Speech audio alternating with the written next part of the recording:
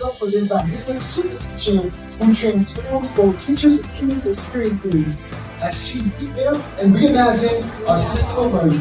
When she steps into a room, you will immediately feel the vibes and get your entire life.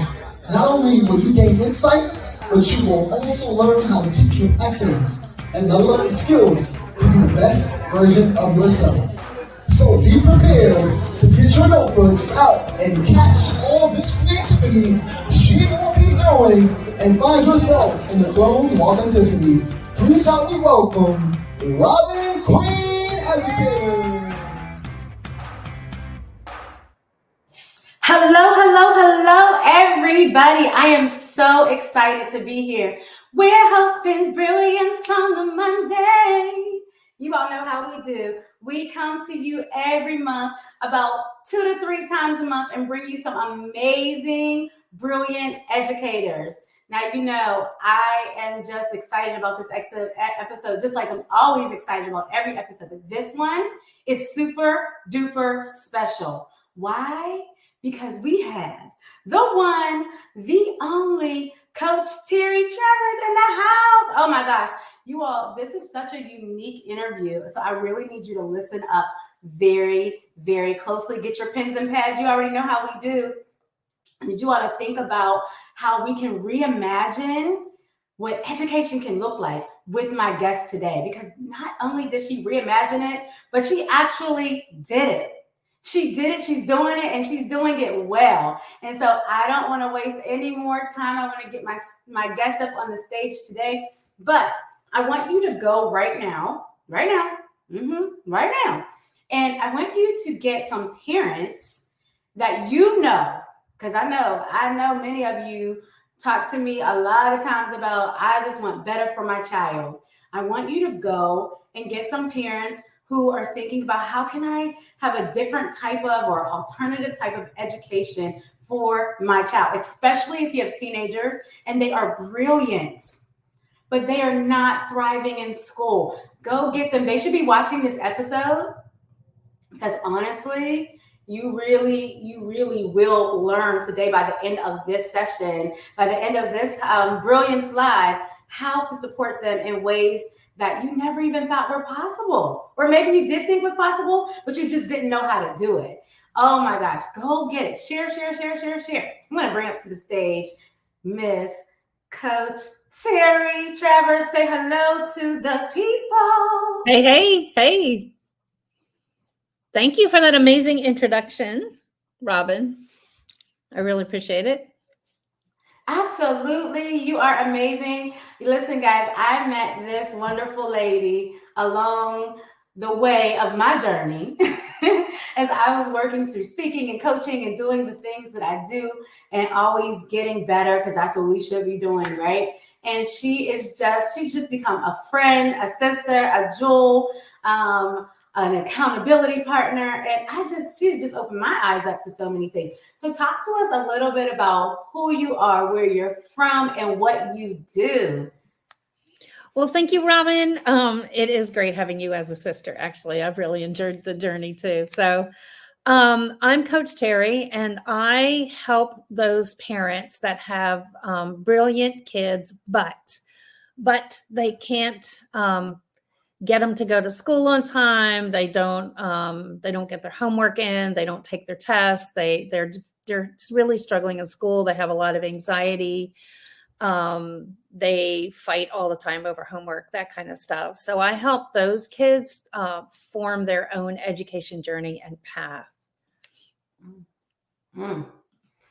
Tell us where you're from. I am currently living in Tennessee. Yep. But I help kids all over. I love that. So you help kids everywhere, worldwide. I absolutely just love your mission and your message. And so we'll get into that today. But I really want to hear a little bit about your story, because on this show, we believe that to empower people to be brilliant, it really comes from the heart. It comes from the journey. It comes from the struggle. And with you as our guest, Coach Terry, we really want to talk about how you have been on the journey to hone your brilliance. And in order to hone other people's brilliance, you have a story. You have something to share. So I told you all to go get the parents. Go ahead and put in the chat where you're tuning in from. And I really want you to hear about her story. And then what's your story? Think about your story and how we can overcome through that. So go ahead and talk to us about, your story. What got you so passionate about this work of redefining education, and especially with our teens, especially with like our high school students. I love teens. I love working with teens. I've had friends tell me why teens. By the time they get there, they're done. They're like molded into who they are, and you can't help or change them. And I find that to be so wrong. I love teens because they're funny and they're just a joy to work with. Hormones and drama and all of that aside, they're just amazing.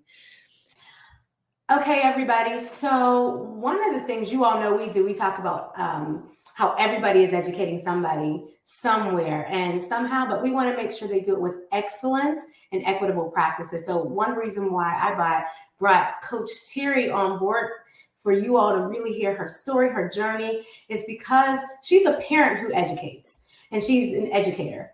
And has redefined that system. And so that came from somewhere. And I know a lot of you passionate parents out there want to know, like, how do I help my child? But your journey is your wealth. And that's one thing we talk about a lot. So talk to us a little bit about your journey, Coach Terry, and how you got so passionate about redefining education, especially for your team. Great. Thank you. Yeah. So my journey began when I put my son into kindergarten years ago, and he was really struggling, not with kindergarten, I think, but with the practice of it all. And every day after school, he'd melt down. And we went through 3 principals between the beginning of school and December. And I talked to them about the problems that I was having and the issues and his extreme dislike and not wanting to come to school and then having trouble getting home. And each one promised they would evaluate and put him in a more advanced class so he's being more challenged. And the last principal, so the next principal would come and I'd have to start over. And the next principal came and I had to start over. I don't know what the deal was with the school that year, but the last principal sat me down and said, look, I've evaluated your son, and I find that he's doing fine in the class. There's no acting out and there seems to be no issues. So really the problem is with you. And if you were just a better parent, you wouldn't be having these issues. And I thought, okay, so, we're all learning as parents. And I understand that, especially with the first time, nobody's a perfect parent, but there was definitely a problem at school.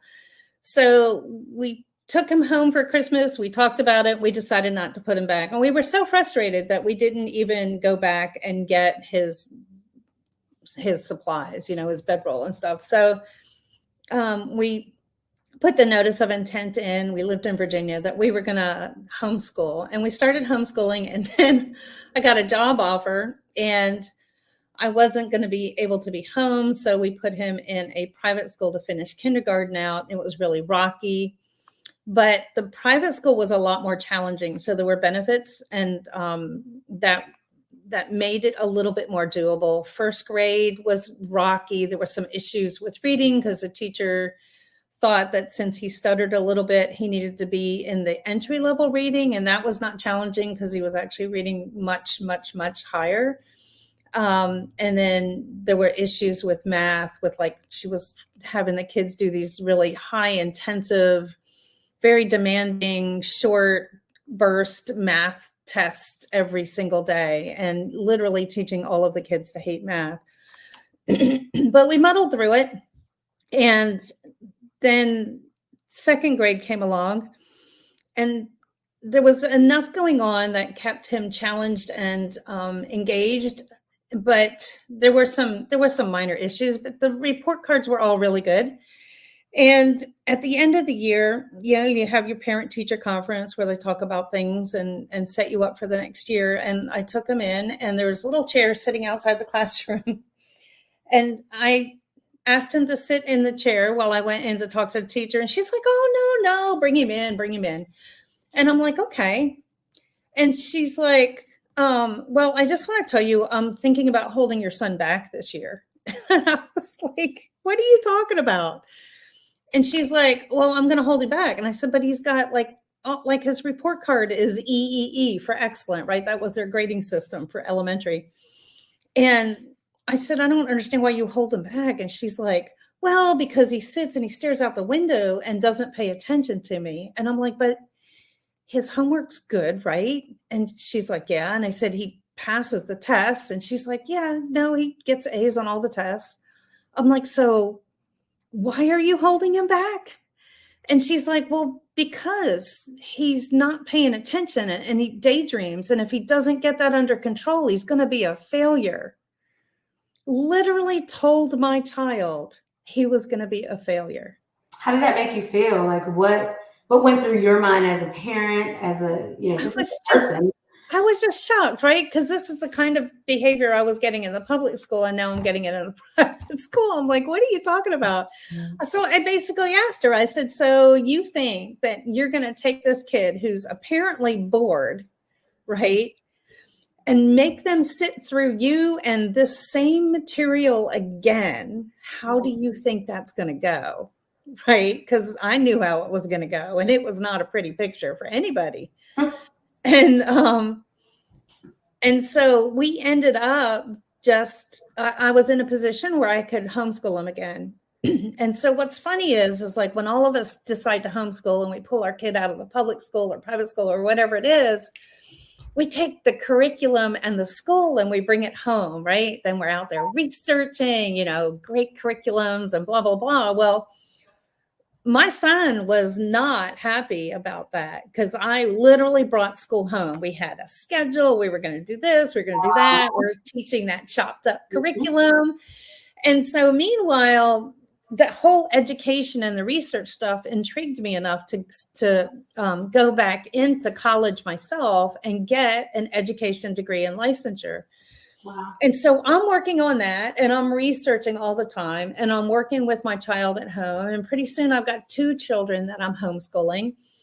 And it's not going well for either one of them. They're both neurodivergent. They both don't do well sitting at a desk and learning things that aren't connected. And so I'm struggling with that. And yet I'm in this licensure program. And really every single class I take is just getting more and more frustrating because it's all about learning how to manage the classroom, right? How to teach the children to sit down, shut up, listen, and behave. And how to dump disconnected bits of information into their head and prepare them for test. And it's not preparing them for life. So I'm dealing with this at home and I see the disconnect, and I'm dealing with it in the college program and I see the disconnect, and my frustration soared. So I changed my degree and I thought, well, I'll get a master's or something later where I can really focus on education. And so I finished that degree program in a different way and ended up with just a minor in education. And I continued to experiment at home to see what would work with the kids. And then I still had my graphic design business. So I got a contract with NOAA, the National Oceanographic and Atmospheric Administration. It was really cool. I did not want to turn it down, but they wanted me on site. Excuse me. They wanted me on site full time. And I was like, oh, I can't do that full time. And it was a 3-hour commute from where I lived. So I had worked for them for years and I'd done a lot of remote work. And they're like, okay, well, we can have you up here 3 times a week, but it was a really collaborative effort. So I needed to be there. And my dad was living with us and he's like, hey, go, I got this. You go do the job. I'll homeschool the kids. I thought, okay, it's a 6-month thing. No big deal. So I commuted. I worked up. There was really long days. So the days that I was home, I still had work to do for Noah and I was exhausted. And the kids, I wasn't, my dad was just helping with the kids. So nothing was happening, right? They were getting behind. and this is where I really learned that there is no behind. Like all of that is just contrived stuff, right? There's no behind. There's no that whole one size fits all. They should at 8, they should be doing this. I had a dyslexic, autistic child, my second one, who taught himself to read at 11 because no matter what we did to try to teach him to read when he was younger, nothing worked. And I tried everything. All he did was himself to read. What did he do? What did he use? Playing Minecraft and Roblox and stuff. Because, you know, just working with him and scaffolding and just helping him explore words and stuff as he needed help with things. Because everything that he was interested in involved reading. So he had to learn. And so he had interest in reading, right? But like, is this the same child that was like told that he's not? No, that one was reading words when he was 1. Wow. So I had one that was like reading really super early, and then one I couldn't teach at all. So and like Peter Gray, I don't know if you've heard of Peter Gray. He's so he's done a lot of research, and the research shows that if a child is allowed to learn to read on their own, boys typically learn between 10 and 12. And and so my son fit right into that. So where was I? So so they weren't learning anything. The job with Noah got expanded. It ended up being 1.5 years, and the kids were learning nothing. And I was literally starting to panic. I was like, oh my God, I'm failing my children. They're not learning. My dad is not helping. You know, he's either sleeping in the chair or telling jokes or building Legos with my son. So no learning. But then all of a sudden, they were asking questions. And I was like, what? Where did that come from? And we were exploring things and going into depth on things. And they were asking for tools to learn languages. And so at first they were just burning up YouTube and Netflix and Lego building. And then it turned into learning languages and just like exploring. And what I realized was when I stepped out of the picture and stopped trying to control what they were learning. Yes. Let's pause right there. Say that one more time. When I stepped back and stopped controlling what they were learning. Yeah, I think that transcends like education. Sometimes think, you mentioned earlier, and I want to pause because you said a lot of amazing things about your story, and you're continuously gonna share. But you mentioned that you were in this system trying to support as a parent. You talked a lot about how you were told basically you were a bad parent. There wasn't a lot of collective, like, let's work through this and figure out how we can work together. It's like, go home. So you went home, you brought school home. Your children were not happy because they're like, what? Already? There's a reason why I'm already like bored with class. And then you're trying all these things. You take an effort, like an amazing effort to go back to school, try to figure this out for yourself. And you're like, what is this? You mentioned neurodivergent learning. I wanted you to speak to that because some people may not know what that is. Oh, so neurodivergent children. So children with anywhere on the autism spectrum, ADHD, ADD. My son was diagnosed with ODD. I was like, what is that? Mm-hmm. Oppositional defiance disorder. Right. Basically, I don't like what you're trying to stuff in my head, and I'm gonna fight it. Like. Pretty much, no. And I'm not downplaying any thing because there's lots of research and there's a lot of opposing points and things. But this is your journey, this is your story, and this is how you've been able to figure out. Wait a minute, hold on. Maybe it's not what you're saying. Maybe not a bad thing. Maybe school is not supposed to be this way. And then you come to a space where you're like, okay, I have to figure this out. Now I have 2 children. I have one who taught himself to read. I put up on the screen earlier, I don't know if you guys seen it, self-directed learning. And you mentioned Peter Gray, and I want you to talk a little bit about that connection to your story as well. With self-directed learning, like what that's a thing, guys. I just want you all to know. So in the homeschooling world, it's called unschooling, and the whole concept freaks people out because Lord knows if you are not telling a child what they need to learn, they are not going to learn what they need. And I have found that to be so wrong. It's so wrong. Wow. So yeah, Peter Gray does a lot of studies. And as a matter of fact, when we started, as I got more into the unschooling journey, I ended up like being on news shows and talking about it because people are like trying to figure out what it is. And then I got a call from France TV. They came and interviewed us, followed the family around because they'd never heard of such a concept, unschooling. And then they went up and actually met with Peter Gray. And so part of the segment is with our family and part of the segment was with Peter Gray. And they broadcast that in France, which was really, really interesting.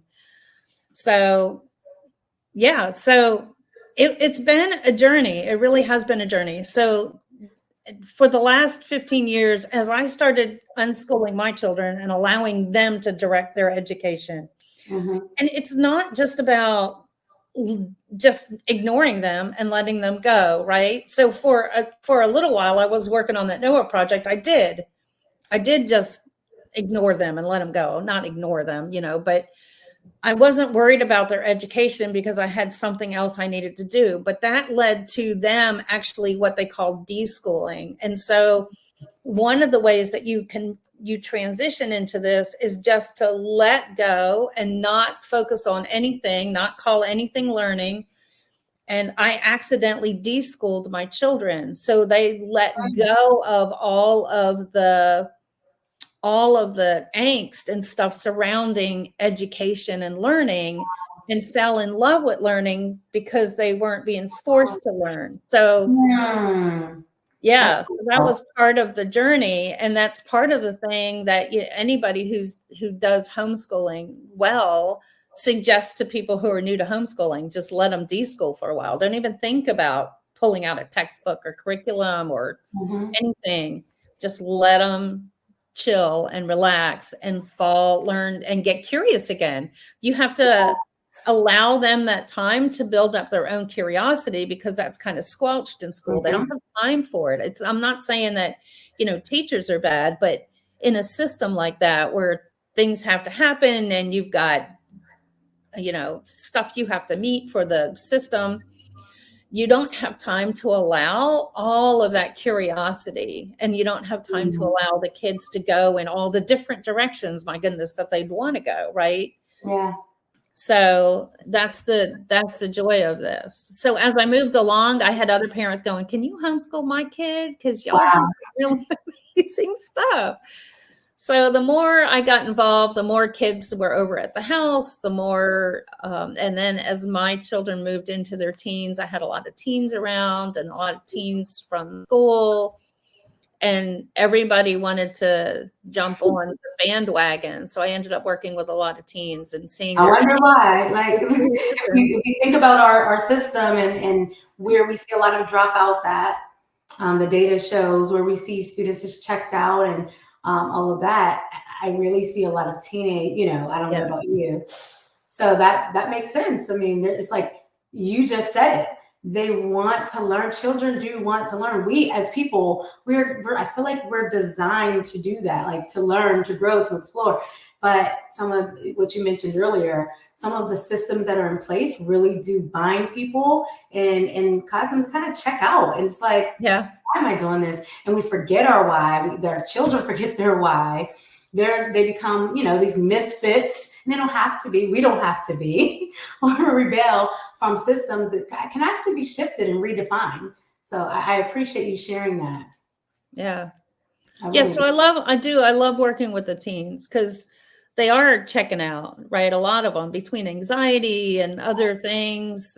Change of life. I mean, there's a lot that happens. Yeah, there's so much going on for them, right? The hormones and all of it. and the pressure, because then once you get into high school, there's that pressure. Well, what are you going to do when you graduate? Oh my gosh, you have to have all the Where do you answers. live? How are you going to pay for your apartment? That kind of, so there's so much pressure. Right. Yeah. Yeah. So much pressure. Yeah. So now you have all these children coming to your house, like, I want, teach me. Talk to us a little bit about your how you develop Astrolabe Academy on your journey connected to this. So at first we had a lot of teens coming to the farm, and we did a lot of programs for teens and a ton of field trips. And every time I went on a field trip, I'd put it out to the community, and we'd end up going with a Yukon full of kids, right, to wherever. So eventually that led us, I had enough parents going, can you, for the love of God, can you teach my child? Can you homeschool my child? And in Virginia, that wasn't legal. You can't homeschool somebody else's child, but you can start a private school.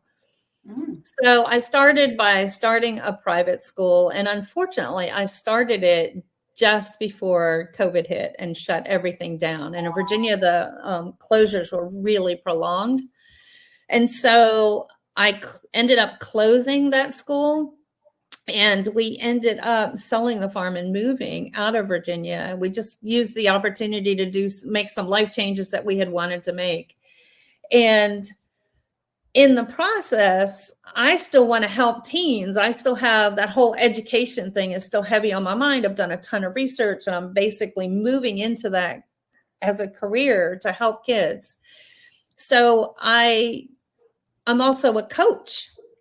And I figured one thing that a lot of kids who are doing self-directed learning need is coaching, right? You're not telling them what to learn, but you're guiding them, helping them, scaffolding them, providing that extra support that maybe the parents can't because they're working or they are afraid, right? So there's a lot of limitations that come up that keep parents from jumping on, from allowing their children to pursue their education this way. So Astrolabe Academy is a high school that doesn't have a curriculum. We don't teach math. We don't teach English. We teach life skills. We share every week we meet. We share life skills. Like last week we covered, how to really get into research and how to use Google and use quotes and use all those research tools. Things you'll need now. Things will right? need. Right.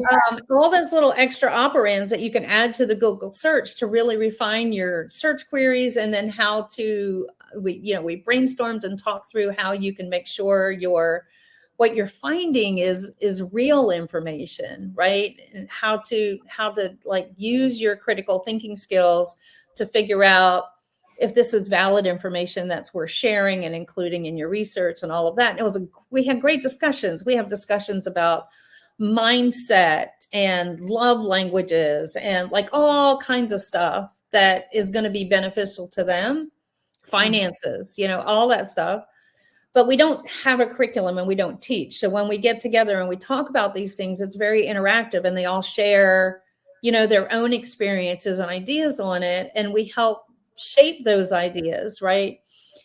So we meet once a week for that. And we meet once a week for a student mastermind where they have their own projects and their things they're doing. So when they run into challenges, and they help each other through their challenges. And then we meet one-on-one individually with each student for their own coaching session privately once a week. Oh, wow. And then we meet with the parents as the parents needed, or, we touch base with the parents regularly to make sure things are going well. So basically the academy is a scaffolding process for self-directed learning. We help them if they know what they want to do. When they graduate, if they have an idea, like we have one student who wants to be in culinary, do baking, desserts, I think. She wants to be a pastry chef. So what we can do is then backwards engineer. Well, you've got 2 or 3 or whatever years till you graduate. Here are the things, what do you need? What do you think you need? And we help them like backwards engineer this, and then set up like yearly goals and monthly goals and things that they can do but they create their schedule, they create their tasks, they create their goals, and then we help hold them accountable for it. If they don't meet it, we're like, okay, let's talk about what's coming up. What are the real challenges? Is it a mental block, or is it that kind of stuff. So that's what the school does. Plus we connect them with mentors and stuff.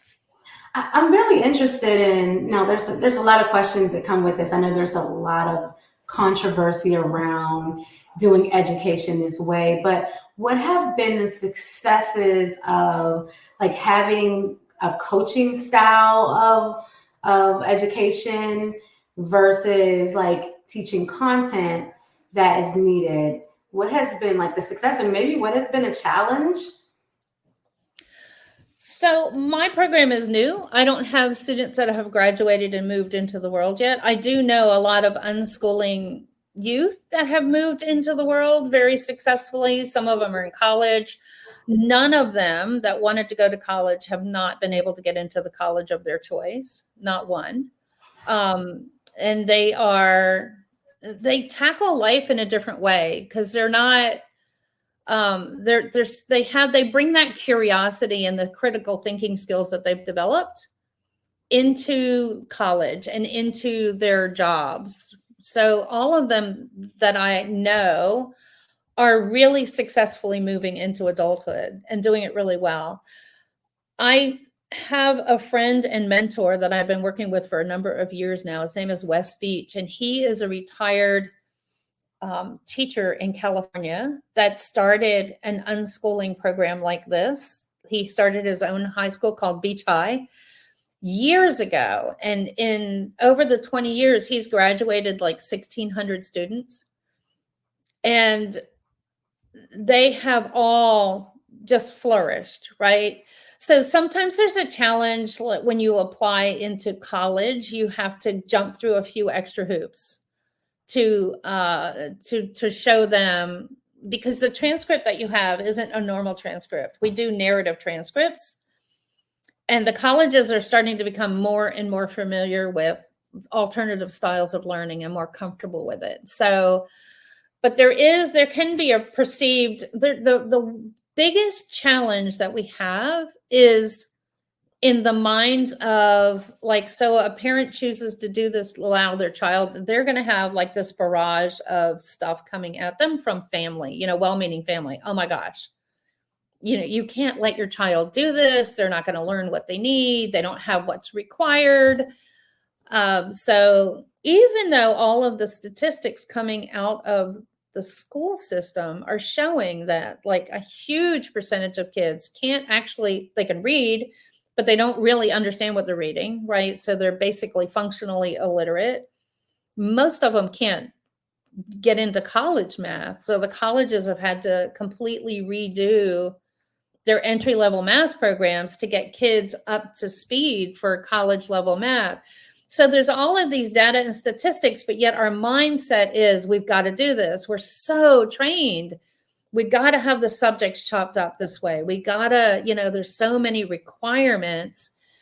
And what we're finding is when the students are learning in context, when they're deep diving into the things that they're interested, it involves reading, it involves writing, it involves research, it involves critical thinking, it involves math. My son, when he was 11, this was one of the first things that happened when we started our unschooling journey. He came to me. He was in a 4-H club, a goat club. We had a couple of goats, just like 2. And he's like, Mom, I found out that I could get a loan to start a business from the USDA as a youth loan. And apparently they had loans for like 1 or 2% or something for the youth. And it had to be paid by the time they were 18, it had to be paid back. I was like, great, what do you need to do? So he went and found out what he needed to do. He developed a spreadsheet. I helped him put together a little business plan. And when he was ready, I drove him to the USDA office. He was 11. Wow. I did not get out of the car because I did not want to influence it. Oh my. He walked through those doors, made his pitch, literally walked out with a check for $5,000 to start his goat business. What? Yes. Research had already researched the things that he would need for the goats, like the shelter and where to buy it. And then started researching goat herds that were for sale from people that were like shutting down their goat business or whatever. And we ended up taking our trailer and buying a whole goat herd and bringing it home and starting his business. And Wow, that is phenomenal. he deep dove into it. He learned all about goat health and herbal remedies and like all the different diseases that they have. And I mean, by the time this kid graduated from 4-H, people were calling him to get help and information on, my goat's doing this. What do I do? Wow. Yeah. That's so powerful. I think that's when I met you, you were telling me about this story, and I'm sitting here like, what? And yeah. I absolutely love that. I guys, we're going to go for a quick break, but when we come back, I want to like really talk about your mission now and what you're doing and how other people can get involved, because you really do help parents to see in different ways how education can be, and educators.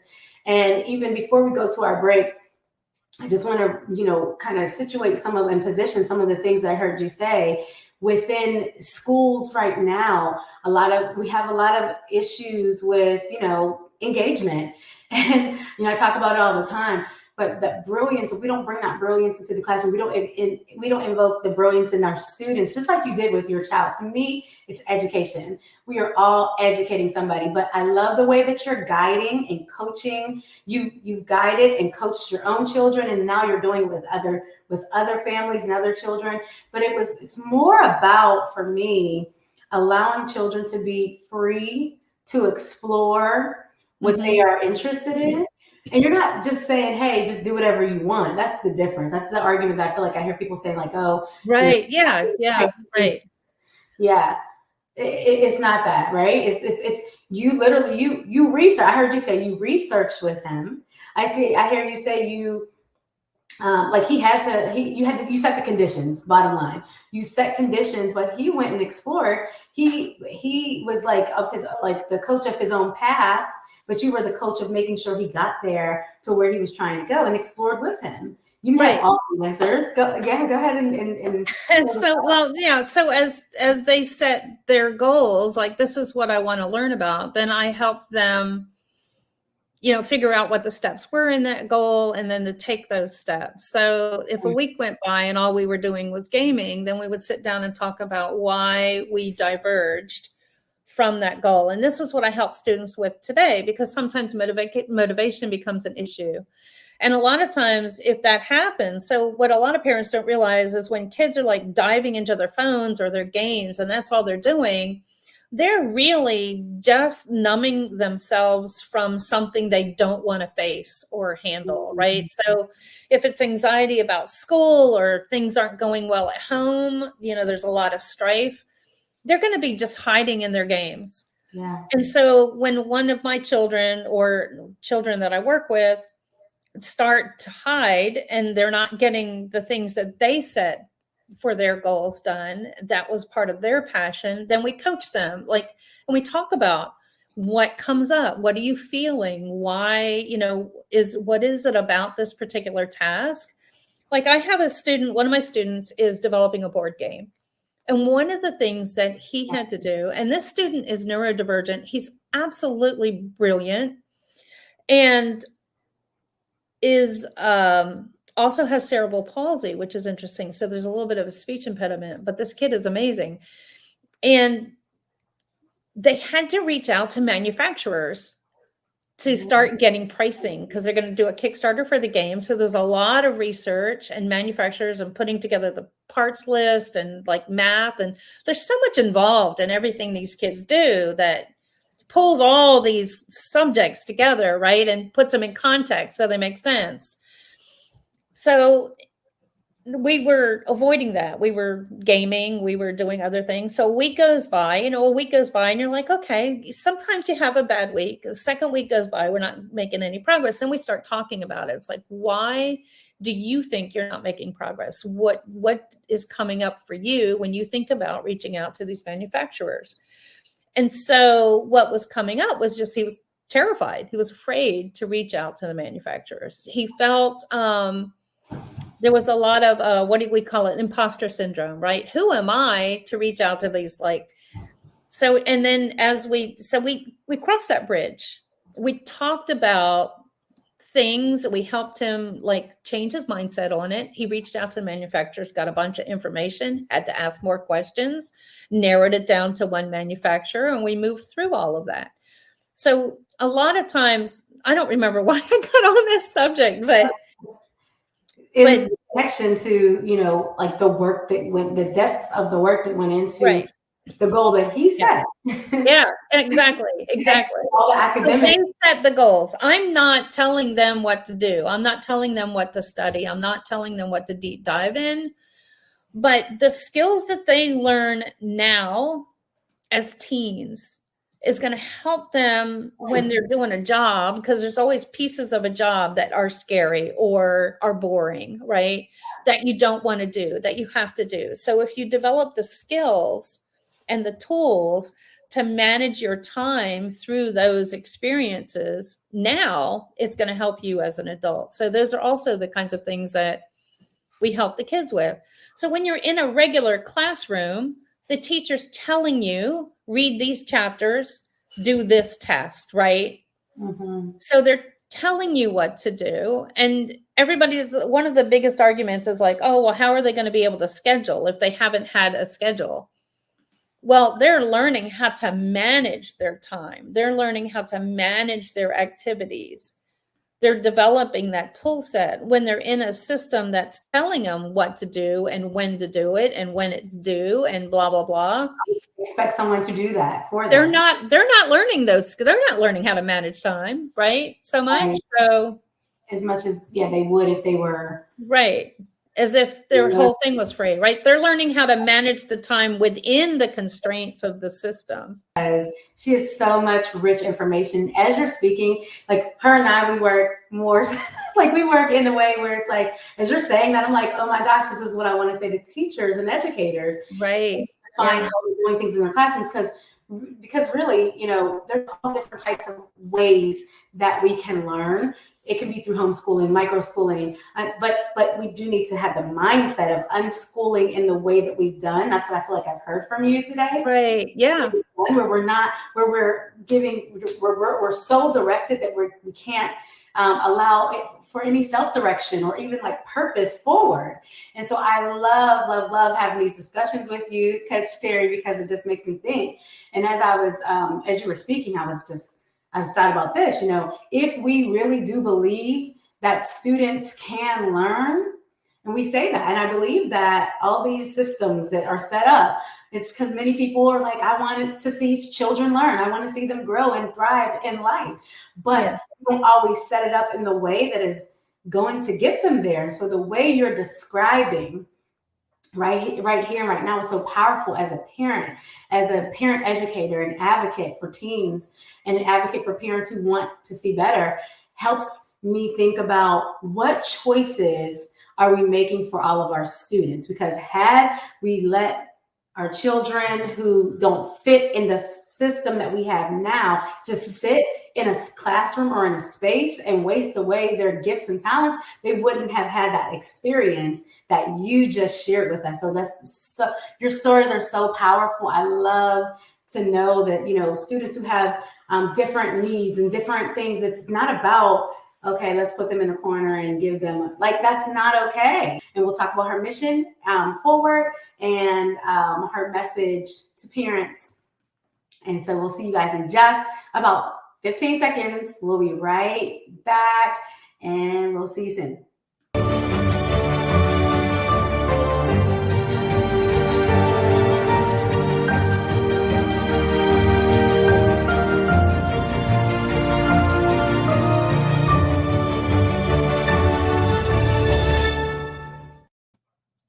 Okay, we are back. If you are just tuning in with us, please make sure you share this out. If you're watching this on the replay, put hashtag replay.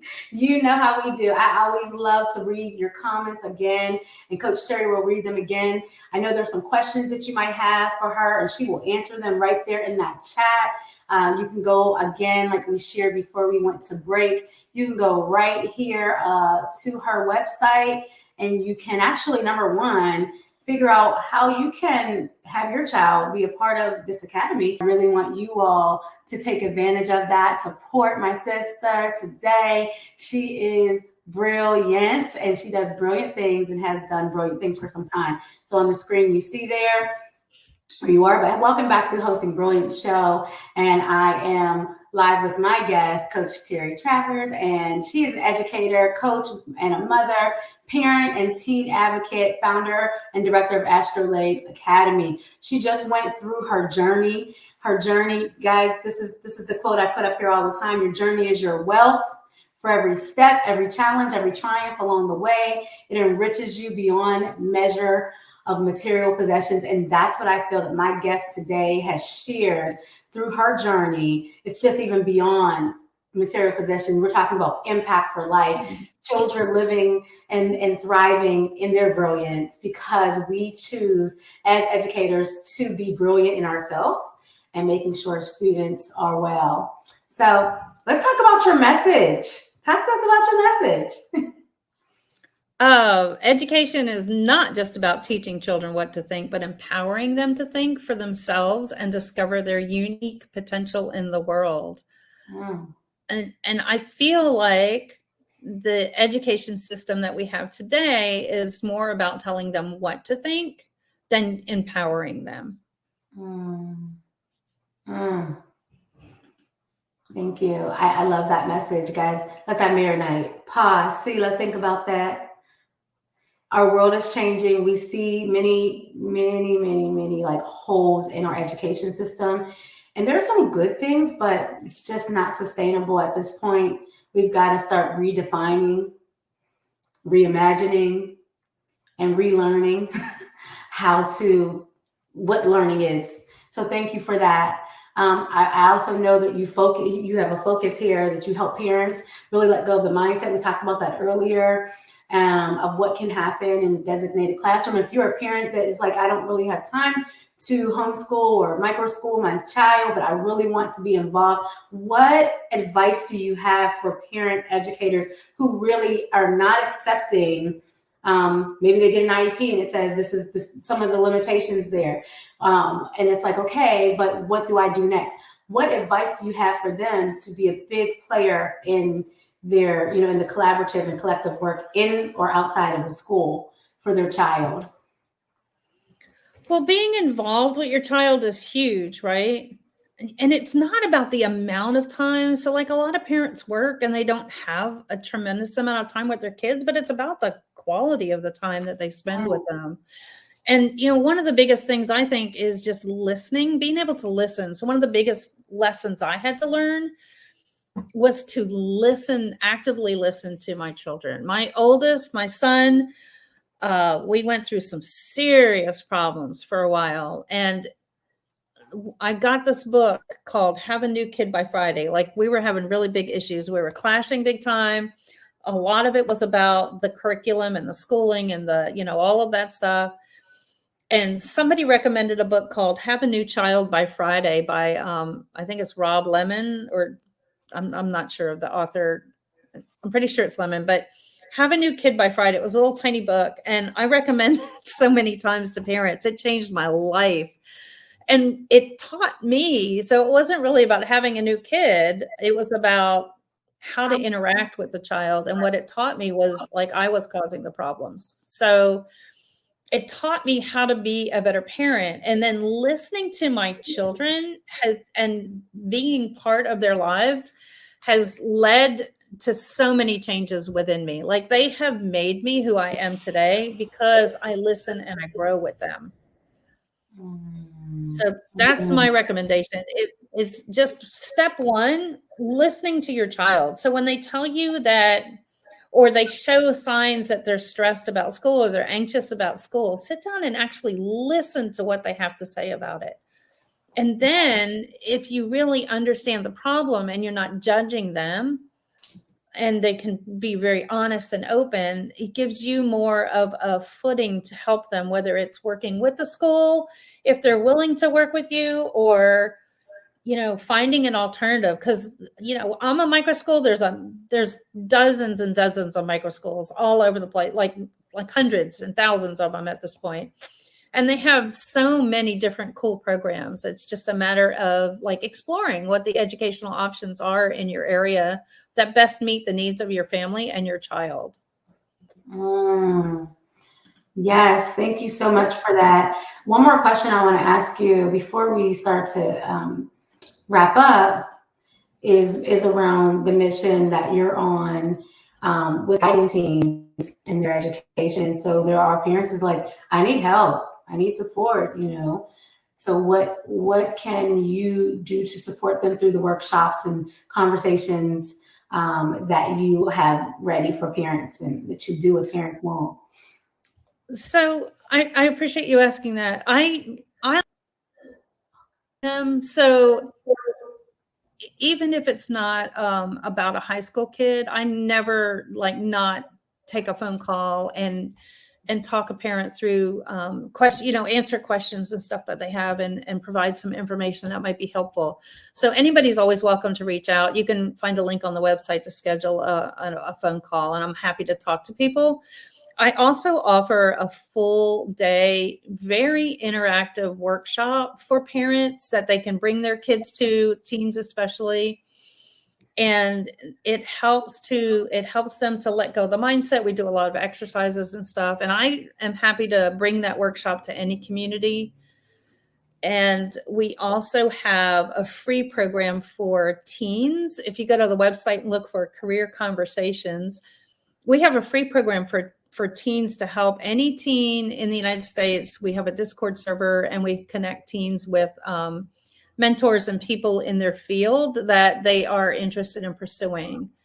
And so we have open discussions with, for instance, I had some of the students indicated that they wanted to talk to somebody about, everybody wants to do gaming, right? So they're like, oh, I want to do gaming testing. So I brought on a woman who started her own gaming testing company and now has 8 or 10 employees.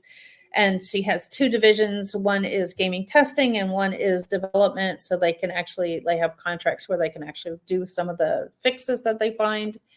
And so those 2 ladies came on and they just talked to the kids about the ins and outs and what they needed, what kind of mindset tools that they have found to be successful in their endeavor in launching and growing this business and succeeding.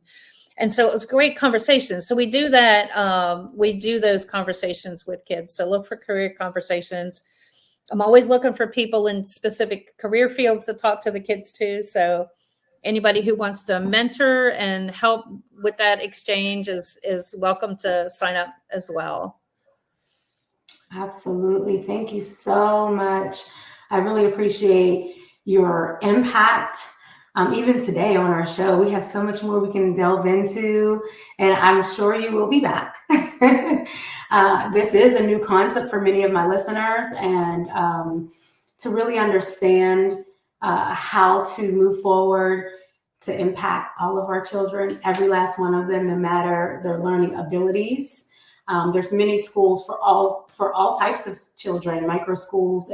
But what I really love about your school for teens and how you work with high school students is sometimes I feel like, and I've seen a lot of high school students kind of fall to the wayside. It's like, you're old enough now. Right. Do your own thing, and that guidance is so needed. That coaching is so needed. You are an amazing coach. That's why they call you Coach Terry, honey. Coach Terry, you coach in such a brilliant ways, not only the teens, but the parents. And so I thank you for being a part of the Hosting Brilliance show. What final words, nuggets, or anything else that you'd like to share on the way out so that people can, have it sit with them? And I'll also put some things down here that my takeaways from what you were saying, which was a lot, but it really was let them set their goals. That's my takeaway. And that you guide and coach them through, but really understand how to do that. And then I really want my next steps, and I'm hoping you all are thinking about this. What does it really look like to have an impact of self-directed learning from my viewpoint in what I do? So everybody who's listening here as a parent, how can we, as a parent, as an educator, as an auntie, some people are like, I'm the one that helps my child, my nieces and nephews. How can you have impact through self-directed learning with the children that you serve, that you love, that you want to see thrive in this world? So Coach Terry, take us out with some closing words and any other advice as we go. I just want to encourage parents, because I see it all the time in the groups. The parents are like, at least 50% of the comments in the parenting groups are, my teen, blah, blah, blah. My teen doesn't, is struggling in school or hates school, or I'm fighting about school. Is to just stop for a minute and step back and listen to your child. Allow them, in a non-judgmental way, allow them to tell you what's really going on. And that if there's been a lot of strife, that conversation isn't going to just flow out right away. You have to kind of give them some space and not take things personal, because none of this is about you. It's really about them. So that's my little tidbit. Thank you so much. We really, really appreciate you. And we can find you on social media. I will drop that into the chat for you all. Go ahead and go there right now. Connect with Coach Terry if you are a parent, or if you know a parent who has been really trying to figure out what are my next steps? How do I help my team? What do I do? And the first thing you can do, like Coach Terry said, is listen.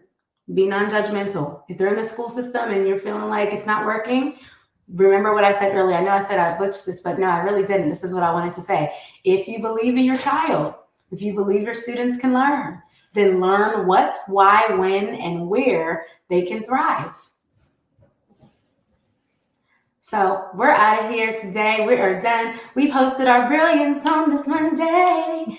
Go Coach Terry. Go Coach Terry. I'm so excited for your academy. I love what you've been doing. Guys, don't forget astrolabeacademy.com. Go check her out. You can check her out on various platforms. She even has a Pinterest, Instagram, Facebook. There's so much more. LinkedIn. You will see it in the chat. But go ahead, go check her out. Go ahead and contact her if you want to talk more about your options and ways, because you are not alone in this journey. Your children are not alone, and we do not have to accept the status quo. So remember that your journey is your wealth. Let the journey go forward and allow your children to be brilliant. All right, we hope that we were able to empower your brilliance, and that you were able to understand how to educate and redefine our system one teen at a time today. Thank you, Coach Terry. We're so glad to have you. Say bye to the people. Bye. Bye. Hi, I am Coach Terry with Astrolabe Academy. Can I restart that? Yes. Sorry. No, you're fine. All right.